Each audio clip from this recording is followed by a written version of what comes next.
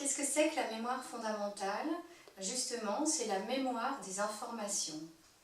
C'est-à-dire qu'en fait, tous les corps, et je dirais même l'ensemble du vivant, conservent la mémoire des informations de ce qui est advenu dans le passé. Cette mémoire d'information, elle est qualitative, elle est sensible. En fait, c'est une mémoire de sensation. Et c'est pour ça qu'elle est liée au ressenti. Et que le thérapeute peut arriver à s'en servir si lui-même fait preuve d'empathie. À l'échelle du corps humain, le corps conserve la trace des événements vécus par les générations précédentes. Et en thérapie en mémoire fondamentale, je peux remonter jusqu'à 7 générations. Du moins 7 générations pour en avoir une trace formelle. Après, c'est plus qu'une trace vibratoire. Et c'est pour ça que la couleur, qui est une onde qui se propage dans le vide, peut arriver à révéler cette trace.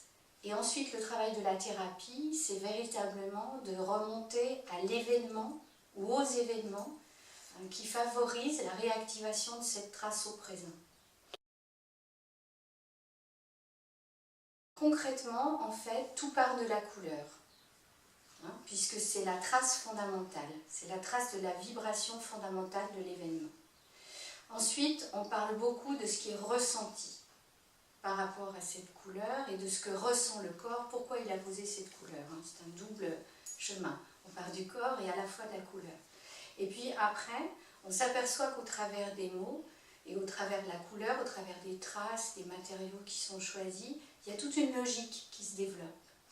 Et notamment une logique entre les productions, puisqu'on retrouve des informations qui sont de même nature. Et du coup, le travail de la thérapie en mémoire fondamentale, si vous voulez, c'est de faire cette enquête, cette lecture, et de remettre en connexion toutes les informations. C'est pour ça que c'est à la fois de la sensibilité, mais c'est à la fois de la logique. Je prends souvent l'image du Rubik's Cube, où toutes les couleurs sont dispersées, et puis par ce travail de repérage, on remet en place, on organise la face jaune, la face blanche, la face rouge, et qui va correspondre en fait à des événements particuliers vécus par les corps dans le passé. Justement, les corps ne le savent pas.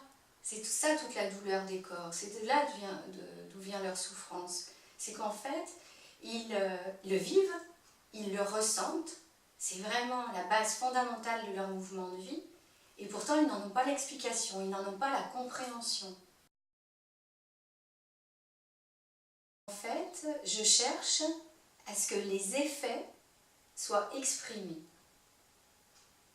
Et qu'on en ait une trace concrète. Et à partir de cette trace concrète, eh bien, petit à petit, en parlant avec la personne et en mettant en convergence toutes les informations, notamment les informations sur l'histoire de sa famille, on va arriver à tout le réseau d'événements qui a impacté les corps et qui fait qu'elle est affectée au présent d'une manière particulière.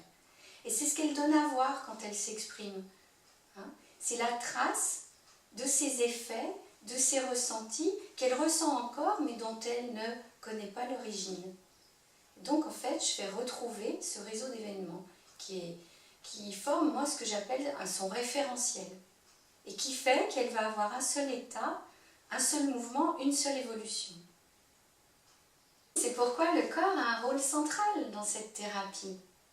Et c'est souvent ce qui plaît aux personnes, c'est qu'ils sont vraiment en action. Alors c'est ce qui peut être difficile aussi. Un corps qui bute sur un ressenti très éprouvant, il est bloqué. Donc c'est le rôle du thérapeute, c'est de lui trouver le moyen le plus adéquat de façon à ce qu'il dépasse ce blocage.